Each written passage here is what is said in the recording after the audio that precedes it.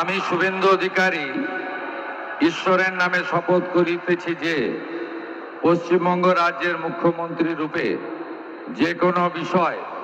যাহা আমার বিবেচনার জন্য আনীত হইবে বা আমি জ্ঞাত হইব, তাহা মুখ্যমন্ত্রী রূপে আমার কর্তব্য সমূহের যথাযথ নির্বাহের জন্য যেরূপ আবশ্যক হইতে পারে তদ্গতিকে আমি প্রত্যক্ষ বা পরোক্ষভাবে কোনো ব্যক্তি বা ব্যক্তিগণের নিকট জ্ঞাপন করিব না বা প্রকাশ করিব না।